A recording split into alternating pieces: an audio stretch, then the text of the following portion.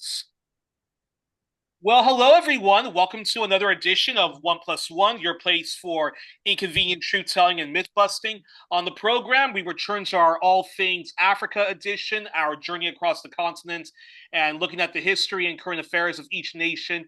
We now explore the West African country of Senegal, and who better to teach us about this country or any African country than our returning champion, the brilliant historian and journalist and anti-imperialist activist, Abayomi Azikiwe of Pan-African Newswire, and also a frequent contributor to Black Agenda Reports, who will be our guide on this trip to Senegal's history and current affairs. So first off, Abayomi, welcome back to the program. Thank you so much for your ongoing coverage of African affairs. Well, always an honor and real privilege to have you on as our history teacher, Abayomi. And honestly, uh, always thank you and appreciate for the time you give us. And yes, we are still covering Africa. We're almost done with West Africa. So, and of course, before we get to talk about Senegal, as always, folks, please help One Plus One by sharing widely our content. Facebook.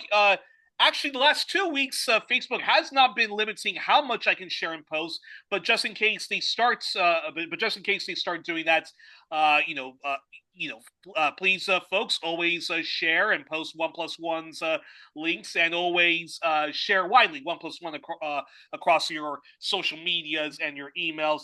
And as always, folks, donate generously to Pan African Newswire and Black Agenda Report as well. And please donate generously if you can to One Plus One. Share all of our content, past and present. Help us overcome the far right algorithms and help us overcome the monopoly Western corporate media and Western state media has in the social media world by, again, sharing widely all of One Plus One's content and, again, donating to us. And now onto the topic at hand. And once more, I am wearing, a sort of African shirt. So Facebook, Zoom often cuts off my clothing, and so we are. The Great. clothing I'm wearing, is showing the colors of Senegal's flags, and Senegal shares the same colors as Guinea and Guinea-Bissau and several other African countries that we've been covered. So, hence why I'm, wearing this again. So, Abayomi, as always, on to Senegal. As always, tell us, what was Senegal like before French colonization? How did it become a French colony? And what were the conditions of the people According to archaeologists who have researched human settlements, also various types of tools that were utilized during the period that's considered prehistory, human settlements in the region goes back to 3.3 million years ago. And it was a part of the early phase of the so-called Paleolithic or the Stone Age. And these developments that took place during this time period have been discovered in various parts of Senegal. And of course, after that period, you can find during the first century of the modern era, or the so-called AD era, or the Christian era, they have a civilization, the Takurua, that goes back at least to the first century of the present Christian era. They were part of the Ghana, Mali, Songhai, Triple empires that can be dated back to the 10th all the way up to the 17th centuries. So they have had various civilizations and cultures that have been discovered by various archaeologists, and that is the history of that region. They have a very rich history. Islam was brought into the area during the period, the so-called Middle Period, and they, of course, had conflicts over the spread of Islam. Some traditional African civilizations accepted Islam, others were overcome by jihadists. Then others fought for many, many years against Muslim domination. So it's a mixed situation in terms of religion, whether it's traditional religions, the onslaught of Islam, and also with the advent of Portuguese colonialism, you had the interjection of Christianity, mainly Catholicism, in the Senegal area. So it's quite a history to convey. There are various groups. You had the Soninke, the Wolof, various Mande speaking peoples in the region as well. And the country and that area largely remained independent of European influence up until about the opening decades of the 15th century. And uh, and tell us how Senegal became a French colony, and what were the conditions of the people like when it was under a French colonialism. Well, the initial contact with the Europeans was carried out by the Portuguese, a man by the name of Henry the Navigator. He, in fact, is well known for breaking through what was considered the superstitious beliefs of people in Western Europe during that particular time period. Areas of Southern Europe had been dominated by Muslims between the 8th century all the way up until the 15th century. So many people in the area believed that if you went too far south, that you would be devoured by sea monsters and other dangerous forces. But Yes. Henry the Navigator actually broke through some of those previous superstitions and traveled to various areas of North as well as West Africa. And they set up trading forts initially in the area. And then after that period, they began to penetrate deeper into the interior of West Africa. So people who were in those situations initially believed that the Europeans were there strictly for the purpose of trading goods, but then later they, as a result of the demand for labor after the establishment of colonies in the Western Hemisphere, there was another wave of trade, but this was heavily centered upon enslaved Africans, which did a lot to disrupt traditional African societies, but also enriched the people in Portugal, the monarchy in Portugal. Prior to that, the trade had been largely dominated by a trans-Saharan trade network between Africans, Berbers, and Arabs who traded extensively across the Sahara in West and also in North Africa. But the Atlantic slave trade, of course, shifted the focus of trade from south to the north to the east, from south to the north to the west. And of course, this had a damaging impact on African societies, dividing them, exploiting them, and eventually weakening them to the point where they came under colonial domination. There was competition between the various European powers. Portugal, of course, came first, but then later, other forces came in. The Netherlands, for example, which formed what they call the Dutch West India Company. These were mainly slave and exploitative corporations that devastated societies and cultures and civilizations throughout West Africa. There was also a Dutch East India Company as well that went further towards the east. After that, you had the advent of the various other corporations from France. They were from Britain, and they were, of course, designed to exploit the African people to the highest degree. And this is what took place. Although these companies did go through financial difficulties, and they also had to contend with competition from the other colonial and imperial powers. We talked about Portugal initially. Then, of course, they were threatened by people from the Netherlands, then by France, and then by the British. So you had inter-imperialist rivalry, but at the same time, it was the Africans themselves who came out as being exploited, divided, and eventually enslaved and dominated by colonialism. And this took place during the period of the 19th century when colonialism became dominant. So yes, but there was resistance to colonialism that took place. We talked about in previous episodes Samori Touré, his efforts. There were other efforts by traditional African leaders to fight against slavery and colonialism, but due to the divisions that existed, and also due to the fact that the Europeans had developed superior armaments and superior seaworthy vessels, they were able to dominate West Africa and Senegal in particular by the beginning of the 20th century. And talk to us a bit, and just talk to us a bit more about what were the conditions like for the Senegalese when they were under colonial subjugation colonial subjugation of the French. They were horrendous conditions.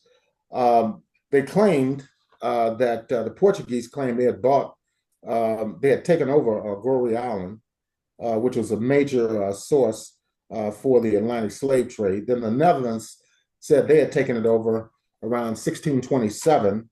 Eventually, the French took control of Goree Island and became a major center for the transport of enslaved Africans to the Western Hemisphere. So that was a huge problem. St. Louis was also a major trading port in Senegal, a city that still exists today, although Dakar became the central focus of the French trade in human capital as well as material resources. So these things were going on during that particular time period.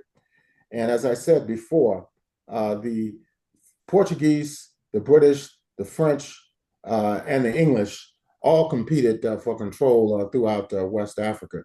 The Black Codes were developed as early as the 17th century. And these were supposed to be regulations which brought about the governance of the Atlantic slave trade. Now, France had a revolution in 1789. And as a result of that, there were upheavals throughout the country. And then, of course, in 1791, you had the eruption of a rebellion in Haiti, San Domingo, as it was known popularly at that time. And this was turned into a revolutionary war, which lasted for about a dozen years. In 1804, the French had to relinquish control of Haiti. And of course, the Africans took control of that portion of Hispaniola. Before that, in 1794, after the revolution, the French National Assembly abolished slavery. This is in 1794. Yet later, when Napoleon took over and reestablished the empire, he attempted to reinstate slavery in 1802, which proved to be his demise, to facilitate his demise in Haiti.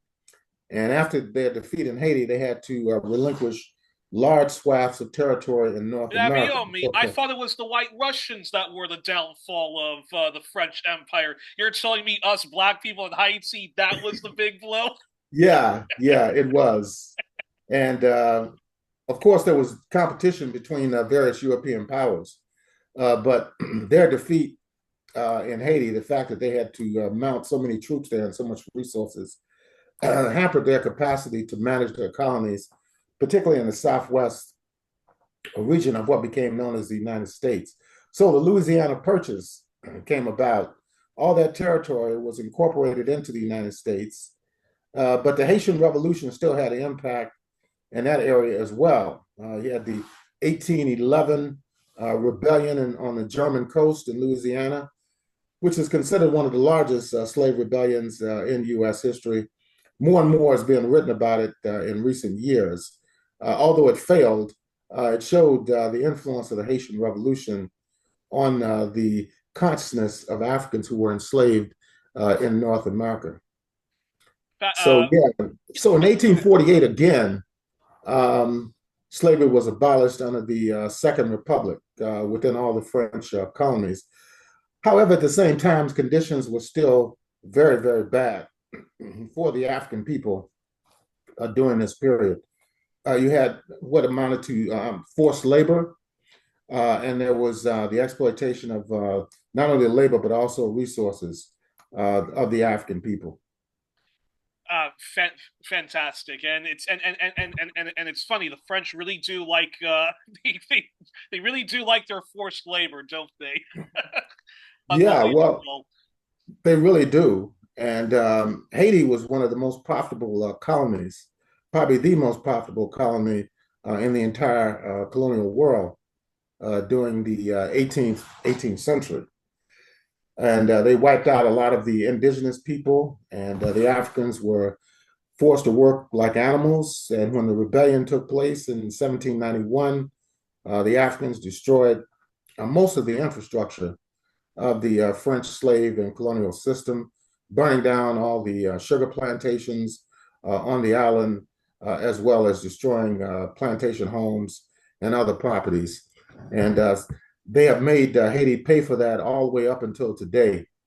They had to pay indemnity to the French after 1826. The United States refused to recognize them between 1804 and 1862 during the U.S. Civil War. And still today, they're subjected to invasions.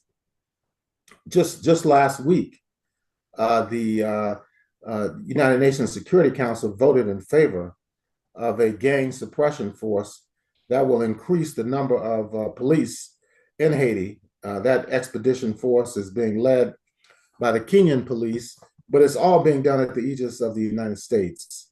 So the neocolonialism of Haiti continues all the way up until the 21st century. So Yeah, in Senegal, they began to recruit Africans as part of a military force that would fight on behalf of French colonialism. During World War One, they also allowed the people in Senegal and other African colonies to vote for local representation in elections. So after World War One, Blaise Diagne, who was a representative of French West Africa in the French National Assembly, was a prominent figure internationally, being one of the few elected Black political officials under colonialism. It was Blaise Diagne who, in fact, arranged with W.B. Du Bois and others in 1919 to hold a Pan African Congress in Paris. This coincided with the Paris peace talks of the same time period, which Woodrow Wilson attended in Paris. And of course, it was disastrous for the post-colonial, for the post-World War One period in regard to colonialism. Woodrow Wilson, in fact, caught the flu there. This was during the period of the so-called Spanish flu Spanish flu, pandemic, the but it influenza. wasn't the Spanish flu. It was first detected here in the U.S. But because the Spanish papers covered it initially, it was labeled the Spanish flu. Exactly. Because of the censorship. There's no words to even describe it. But because of extreme censorship Right. on the press during World War One and so forth, Spain, which was neutral during World War One, was the only one that was covering that. Hey, there. There's an awful influenza, which is coming about, and that's why it got that's why it got the name of Spanish flu. And Woodrow Wilson caught it, which was why actually during much of the Treaty of Versailles, he was actually sick in bed most of that time from the horrificness that was that Spanish flu pandemic. Yeah, they said he was never the same after that.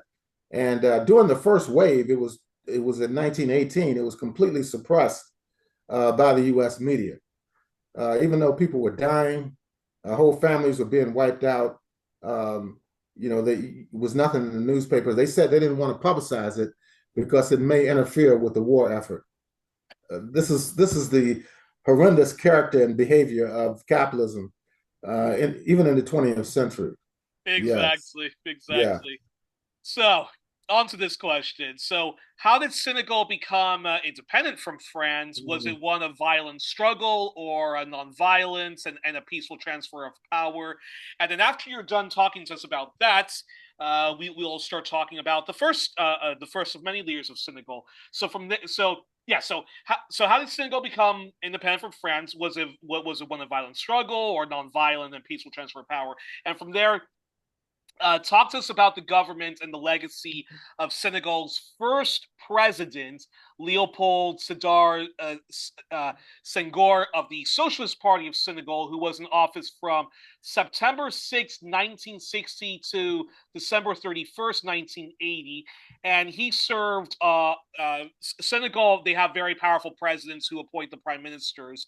And so multiple prime ministers, multiple of them of the Socialist Party of Senegal, and to get an idea, well, yeah, actually, talk to us about that first, and then I'll talk, and then I'll explain this, the Socialist Party of Senegal. Yeah, well, the resistance continued well into the 1920s.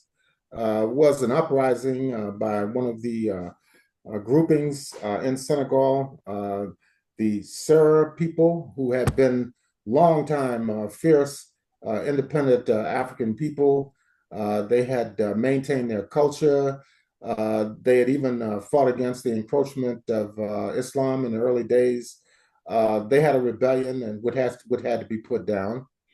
And then in 1940, there was an attempt to seize control of the military apparatus in Senegal that was under the control of the Vichy government. The Vichy government, of course, was the capitulationists when Hitler went into France in 1940. They made a pact with him, and Hitler said, well, I won't bother you as long as you don't involve yourself in military affairs and you manage France under my supervision. Of course, there was opposition to that among the left and also among the liberals.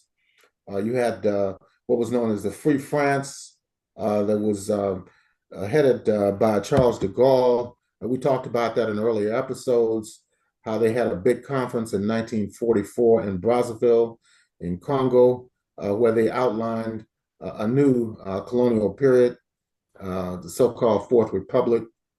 So yes, that's what happened. And then in the post-World War II period, of course, you had the rise of the RDA, the Rassemblement Démocrate Africain, which organized many political parties and mass organizations in the French sections of West Africa.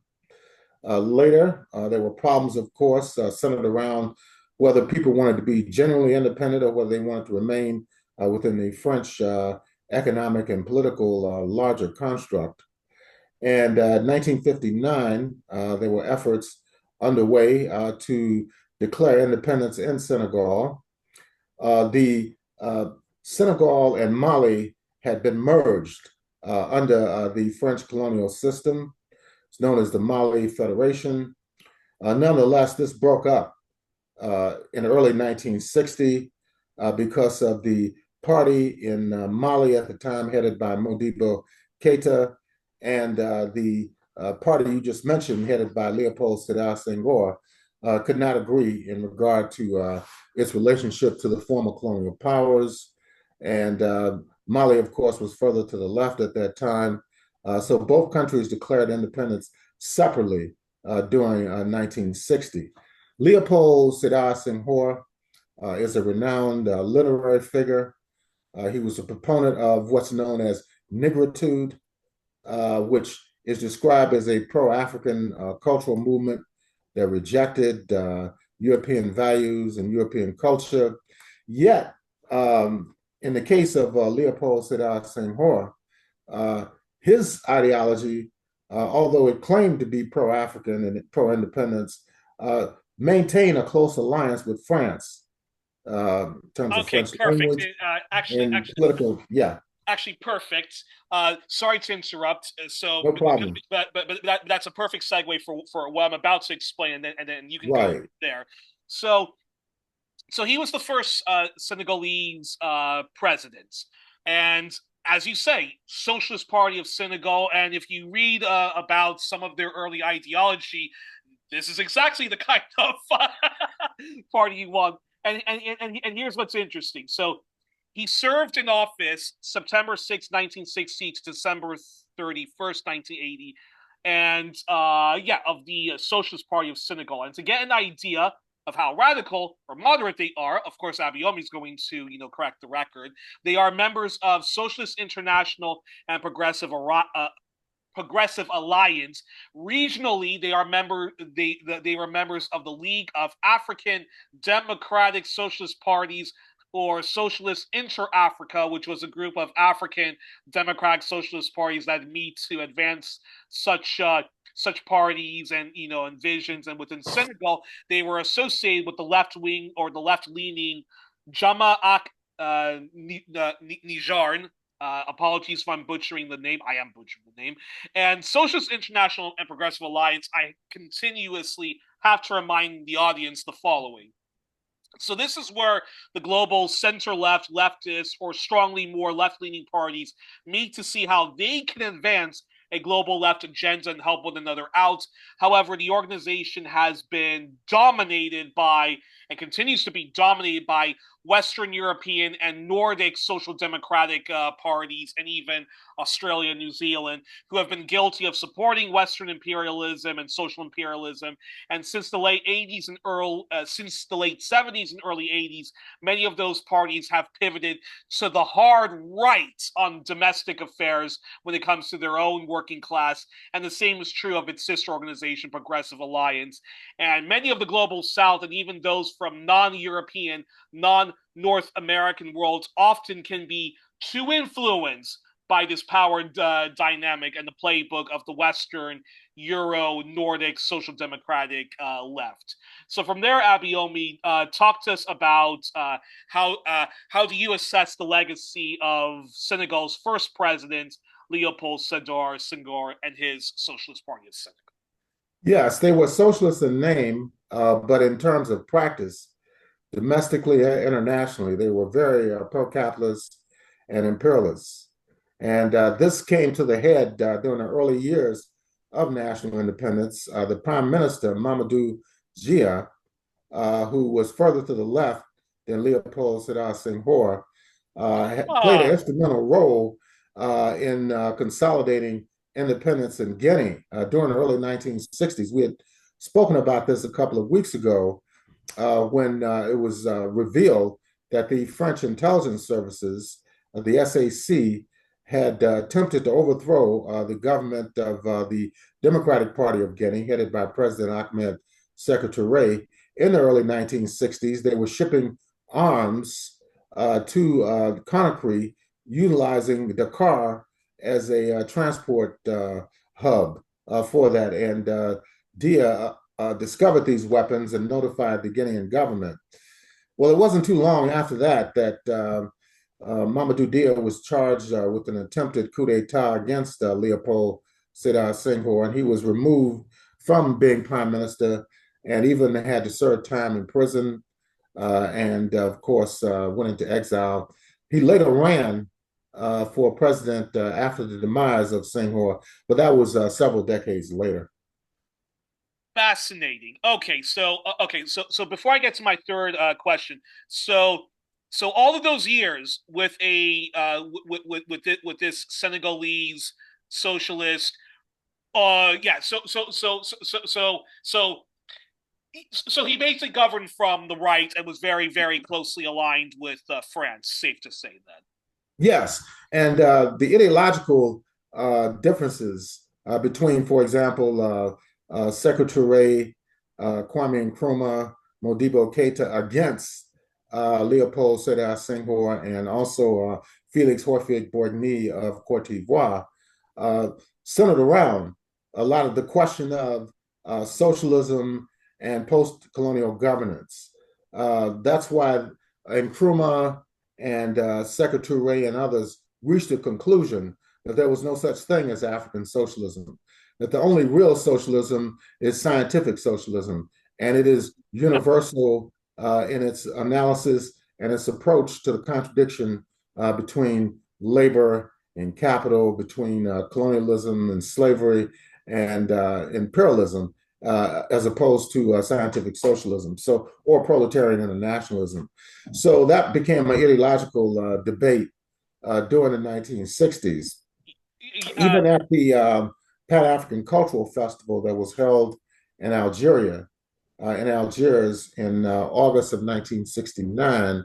That conference was, in a way, a repudiation of the 1966 conference that was held in Senegal in 1966, which the Central Intelligence Agency had a role in an attempt to redirect it, away from radical politics towards more of a type of politics that emphasized culture, but culture within the context of the broader domination by imperialism. So the 1969 Pan-African Cultural Festival was largely designed to repudiate the whole notion of negritude and to say that, no, this real struggle in Africa to reclaim African culture has to be rooted in the struggle against imperialism.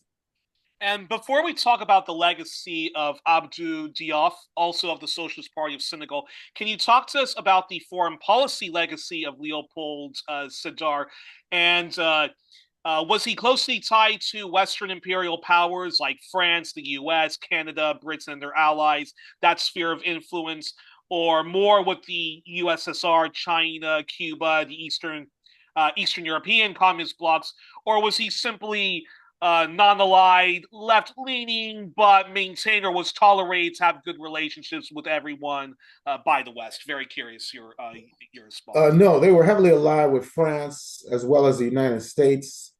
Senegal, which largely is based upon agricultural production as it relates to their economy, although that has started to change in recent years with attempts to exploit hydrocarbons.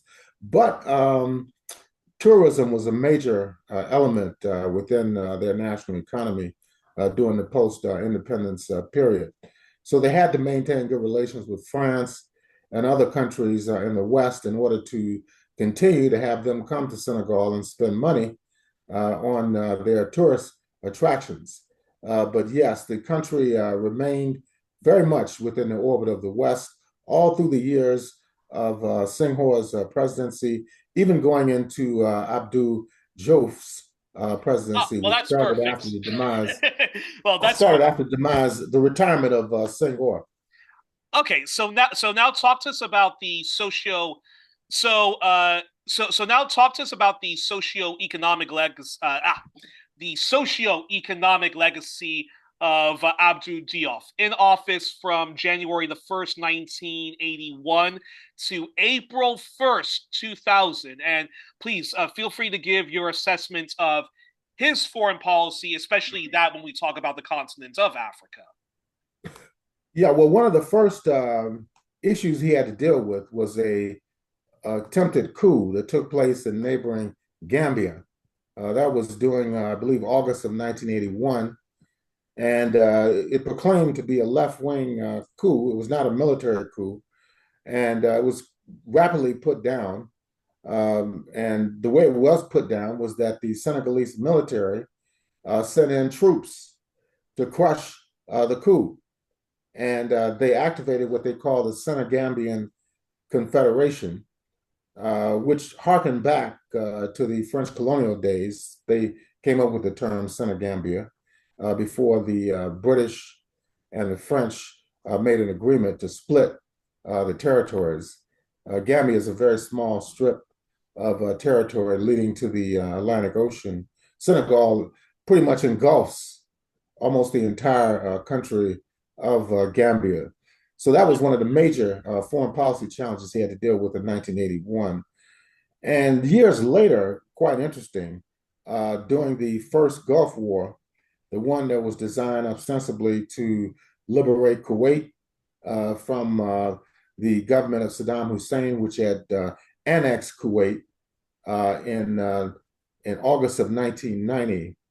The Senegalese military actually sent troops to be part of this alliance that was put together by George W. H.W. Bush. H.W. Bush, yeah, Bush Senior. Yeah, they joined. They sent 500 Chirac, troops. I believe Chirac was either president by then at the time or prime minister, so it's easy to Yeah, confuse the Bushes and their crimes against humanity with W. But yeah. exactly, right. Yeah, you had George HW, and then George W. Yeah, they just call him W, right, Junior. Yeah. But anyway, they did send troops to participate in this operation, which ostensibly was done to liberate Kuwait.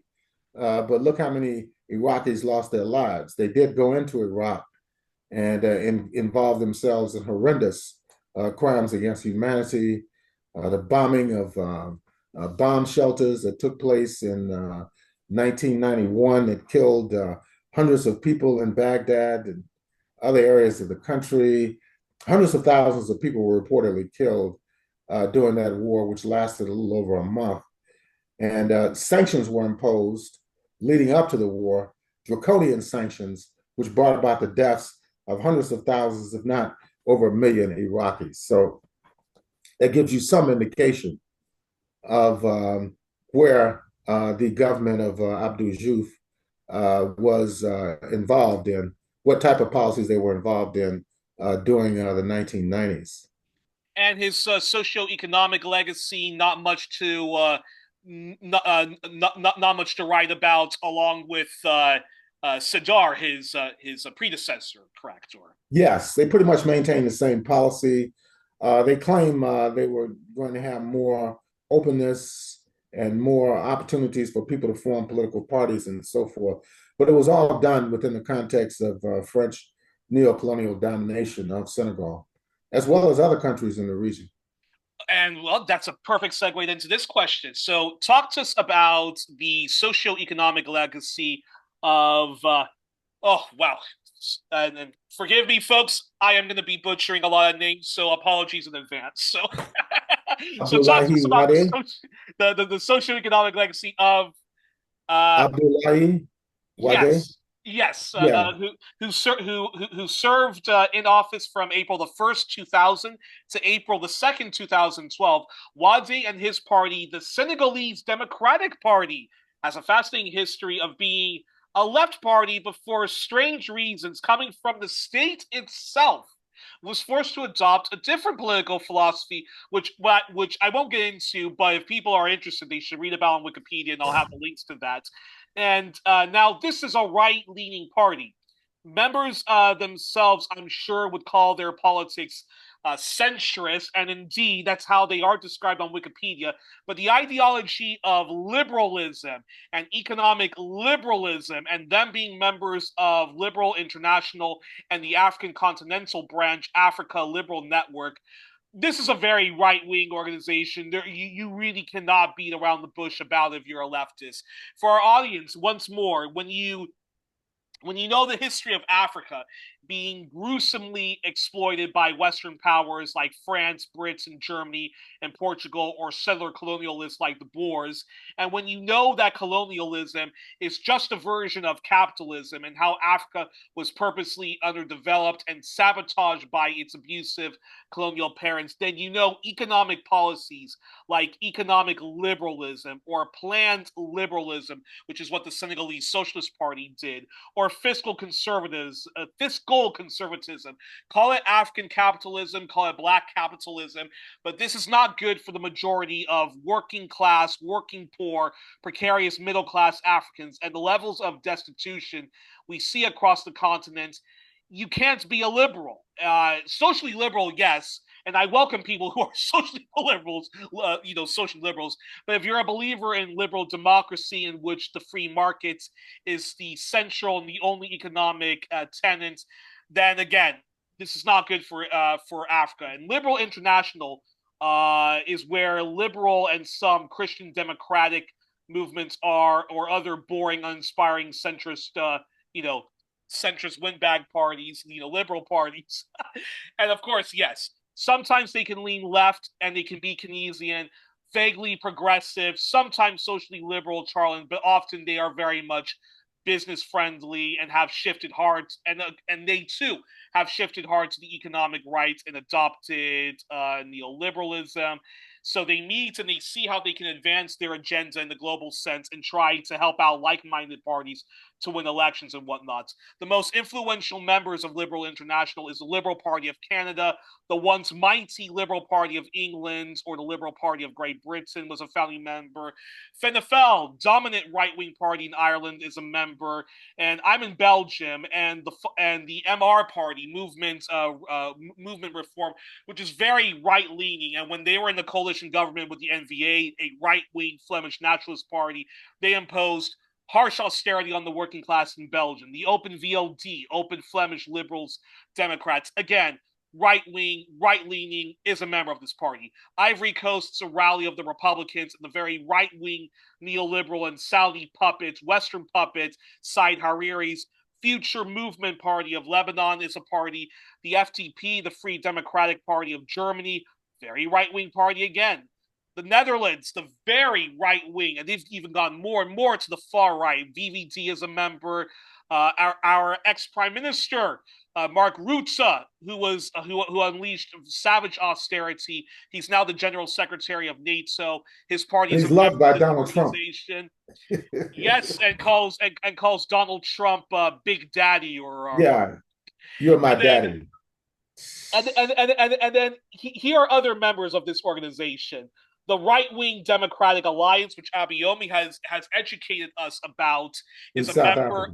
Is a member. This is the white liberal. I just call them white right-wing party. And again, many Latin American liberal parties, various Asian ones, and from the regions of Asian Scandinavian parties with liberal in their names. And again, on socioeconomics, they are actually to the right of socialist parties in those countries, and to the right of the social democratic parties in the Nordic regions in Europe and Eastern Europe. Although interestingly enough, the Liberal Democrats of Britain, who are socially and economically, they're actually to the left of both the Labour and the Conservative parties of the UK. But when in coalition government with the Tories, that was the dawn of what we now call austerity, that they helped unleash in the UK and repeated elsewhere following the 2008 crash of the dodgy banks. So again, Abayomi, how do you assess Wade's socioeconomic legacy and his foreign policy legacy, if there's one even to speak of? Very curious to response. Yes, and it wasn't too much difference on the economic front. Nonetheless, he did discuss opening up, the political system in Senegal, so other parties could get involved. But there was still a lot of unrest during his period in government. And he was elected, and then, of course, was not able to sustain his popularity. And the economy continued to deteriorate. And there was, of course, more unrest that developed during his time in office. And so following Wade's 12 years in office, he was succeeded by one of his, I believe it was one of his prime ministers that served under his tenure, and that is Macky Sall. Also was in power for, and he also was in power for 12 years, April the 2nd, 2012 to April the 2nd, 2024. And his party, Alliance for the Republic, is also a member of Liberal International and its Pan-Africanist branch, Africa Liberal Network. And their ideology, Jesus, it's the worst of both worlds. Wow. You get economic liberalism and social conservatism. So, Abayomi, how do you assess his legacy in office? And stupid question, but did he learn to move more to the left, or did he lean more to the far right? I'm very curious your response. No, he didn't lean too far to the right, but he didn't lean to the left either. He tried to maintain some of a centrist position, and but still unrest continued inside the country. Charges of corruption and lack of democratic practice arose during his time in office. One positive thing that he did, of course, was his attempt, along with the African Union Commissioner at the time, who was from Chad. They went in 2022 to both Ukraine and the Russian Federation in an attempt to end the war, the special military operation in Ukraine. And they also proposed a mechanism for the opening up safe shipping routes to transport grain and other agricultural products to African states and other states in light of what was going on involving the Russian special military operation in Ukraine. Nonetheless, he continued to suppress more populist and more left-wing political forces inside the country. Best example, of course, is the Patriots of Senegal, which is the party now that is in power in Senegal. But they suppressed Ousmane Sonko, who was a leader of that party. He was charged with committing offenses, sexual offenses, and corruption and so forth, and was jailed and therefore disqualified from participating in the elections that took place in 2024. And But due to go the ahead. due to mass uprisings inside the country, they were able to participate, and Saul had to back down from seeking a third term in office. There was speculation that he was planning on seeking a third term, which has been done in other West African states. That's why it's such a travesty when you hear the United States and France talk about undemocratic transitions of power, meaning military coups d'etats, yet these civilian leaders who they have been supporting, like Alpha Conde in Guinea, and the former president of Mali, and also the president of Senegal, all have attempted in one way or another to extend their rule. Alassane Ouattara in Cote d'Ivoire has just done that recently. So yes, that's why you have the incentive within the military to seize power in light of the undemocratic practices of these purported civilian democratic governments. And we now come to Senegalese current affairs. So the current president is Bassirou Diomaye Faye of the African Patriots of Senegal for Work, Ethics, and Fraternity, or just Patriots of Senegal, or PASTEF. He's been in office since April the 2nd, 2024, and he was also prime minister he was a prime minister who served under Macky Sall. How do you assess his time in office so far? Reading about the party on Wikipedia, uh, it said the ideology is left wing. Their positions are one of Pan-Africanism, leftism, and left wing populism. Now, all this sounds wonderful and great on paper, but my red flags regarding Faye and his party was they were in a broad, big tent coalition called Liberate the People. And one of the major coalition partners of this opposition to the ruling party was Party for Unity and Rally, which is a far-right Sunni Islamist party, radical Islamic party that advocates a mixed economy, which is code for conserving the capitalist system.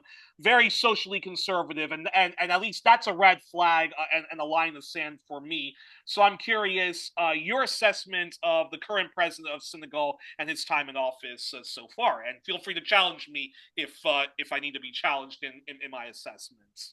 Yes, what happened was that the current government came into power as a result of a national uprising in Senegal, and people lost their lives.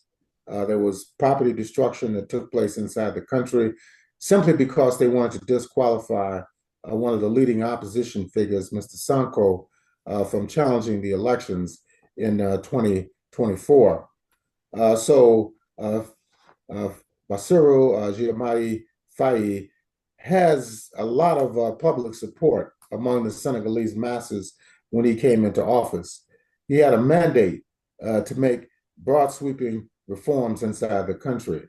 But yet, one positive thing they have talked about is that they want all the French troops to leave Senegal by the end of this year, which is following a similar pattern that was launched by the Alliance of Sahel states, Mali, Niger, and Burkina Faso, and also Chad, which has been a staunch ally of France has proclaimed as well that they wanted French troops to leave. We'll see if it actually happens. But people are somewhat disappointed that he did not take a hard line position against France as well as the United States. Um, Although they say the French troops are leaving, it remains to be seen if they do or not. Also, they stayed within the Economic Community of West African States, ECOWAS, which Mali, Burkina Faso, and Niger were initially expelled. Uh, Mali in 2020, and then, of course, later in 2022, we had Burkina Faso that was expelled, and then later in 2023, Niger was expelled after the July 26th revolution led by the CNSP. So Senegal has not joined the alliance of Sahel states, which many people thought they would, making a more firm break with French neocolonialism. So we'll see if they do require the French troops to exit the country by the end of this year. But there was a lot of anticipation last year when President Faye came into office. Yet that's dampened to a certain degree. But we'll have to give him time to work out his own domestic and foreign policy. But Senegal needs a lot of work. They still have an alliance with the United States through the U.S. Africa Command, which participated in an invasion of Gambia back in 2017, I believe, and to overthrow the government in Gambia because they did not like the leader of that country at the time. And he agreed to go into exile. But yes, the current president, Adama Barrow, there now. But at the same time, Senegal has not withdrawn, as far as I know, their participation in the U.S. Africa Command and their annual maneuvers that are held in West Africa. They have not withdrawn from those institutions and structures. Interesting. So before President Faye got into power, this was back in roughly 2021 and 2022 in Senegal. There was, as you mentioned, a huge political crisis and major violent clashes between government supporters and the opposition, and major suppression, violent suppression of of against the Senegalese left. This was reported in international corporate media, Western state media, and others, and it shocked many people because Senegal, like Kenya, which we described, and we're going to be covering in a couple of weeks, Botswana, but Senegal, like those two countries, enjoys this reputation as being one of the more stable countries in Africa. Yet, uh, it has extreme poverty. So it's generally peaceful.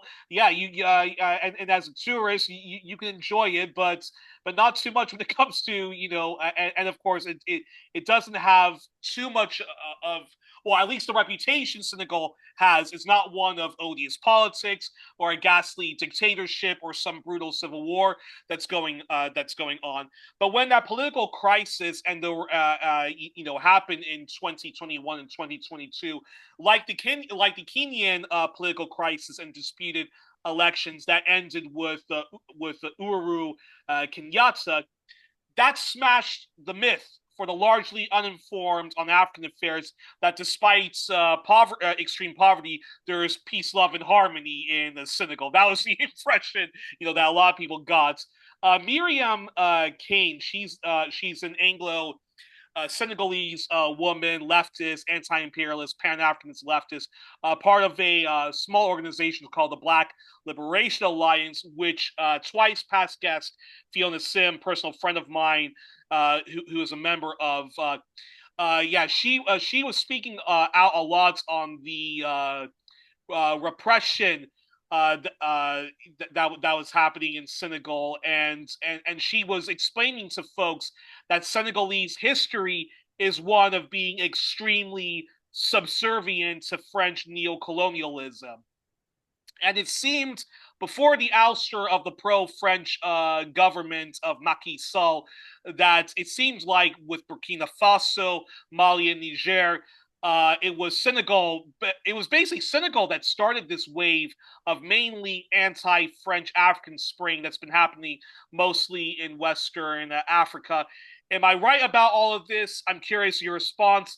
Feel free to correct me. And currently, what has been Senegal's? Well, you already talked about it a bit, but what has been Senegal's response to what's been happening in West Africa and the Sahel, as well as the efforts of the U.S. and its allies in maintaining a stranglehold on Africa when we talk, through Africa?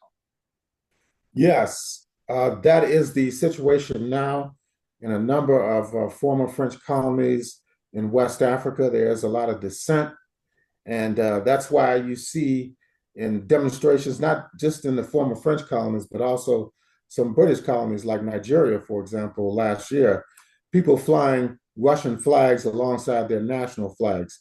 What they're saying is that the insecurity, the poverty, and the underdevelopment uh, has worsened as a result of the alliance with France and perhaps an alliance with the Russian Federation, things would improve. We saw that in both Burkina Faso as well as Niger and Mali during their military seizures of power. We've also seen it in other areas as well. In Nigeria last year, during the End Bad Governance demonstrations, people were flying Russian flags. And in fact, some who were arrested were charged with treason for flying Russian flags, which is really over the top.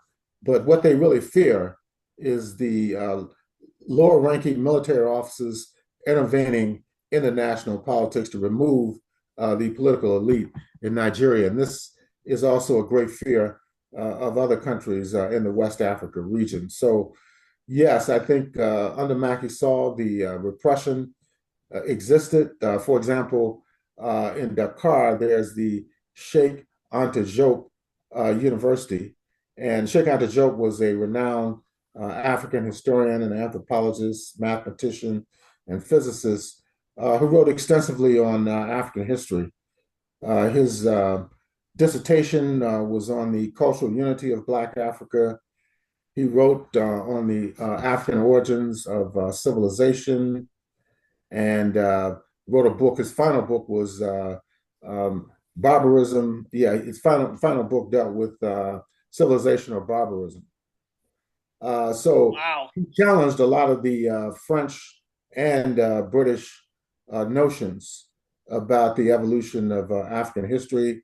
His position was that Egypt as a culture and a civilization was founded by Black people.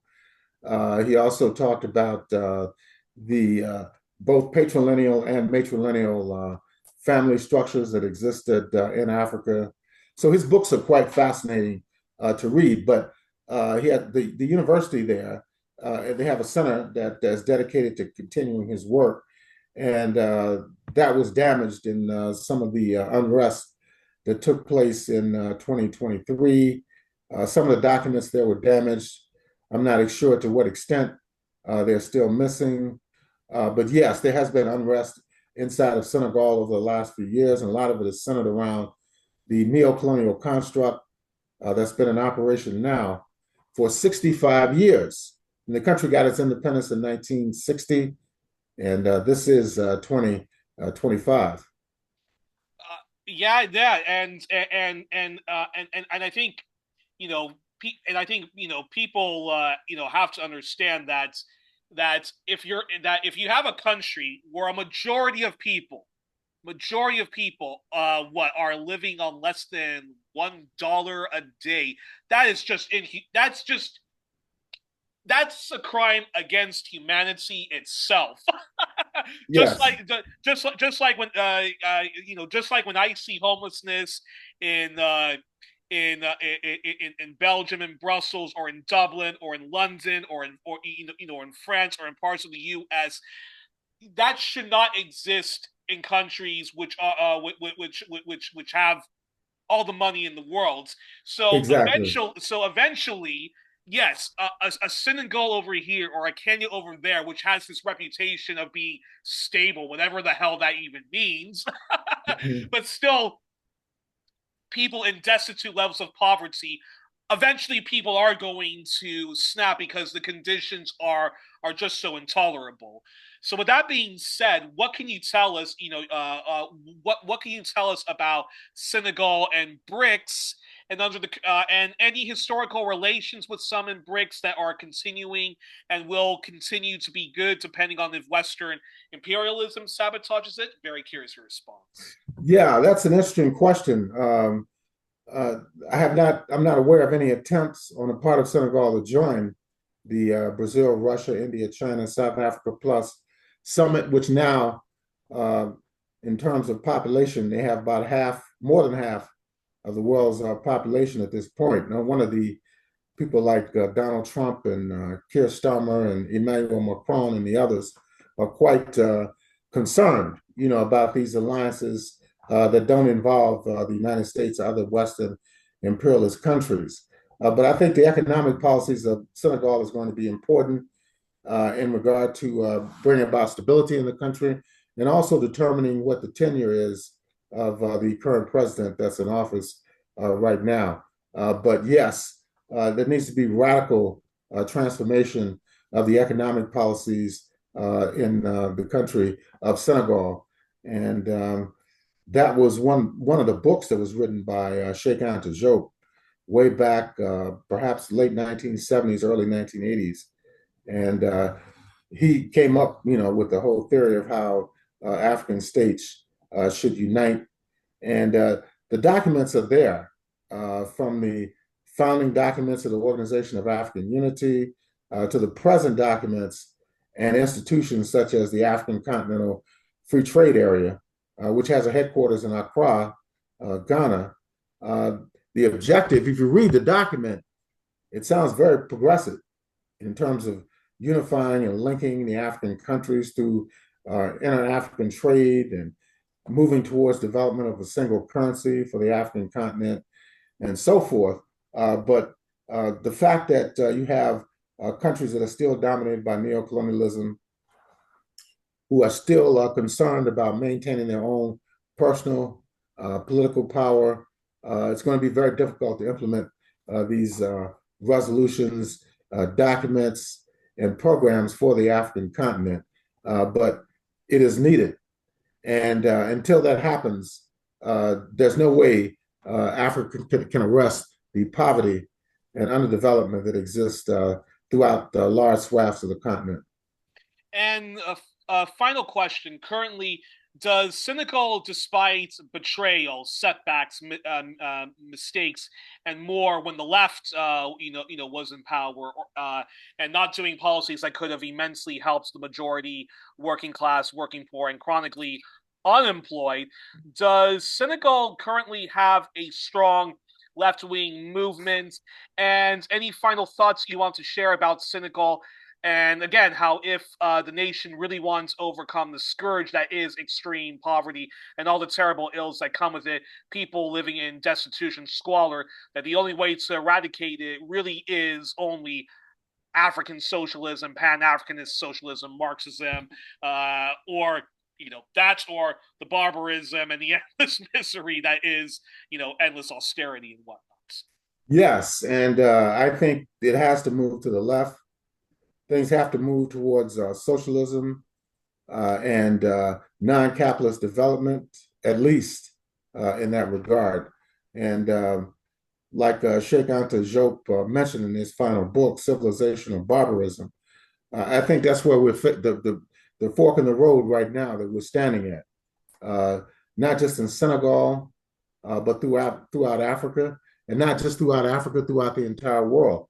If we look and see what is going on right now with the world economic crisis, which has triggered the recent collapse of the government in France, yet they're incapable of forming a new government and instituting the necessary reforms to reverse all the losses on the part of working people over the last several decades. In Britain, we can see clearly what's going on there.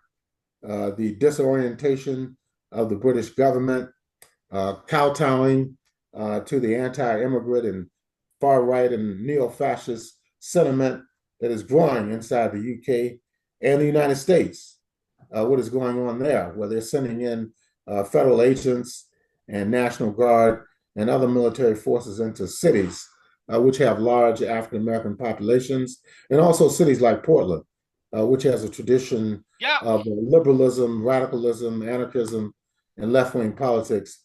They're sending in forces there as well. So there's clearly a crisis of governance within the imperialist states, and this is bound, undoubtedly, to have an impact on the developing countries, the former colonial countries such as Senegal.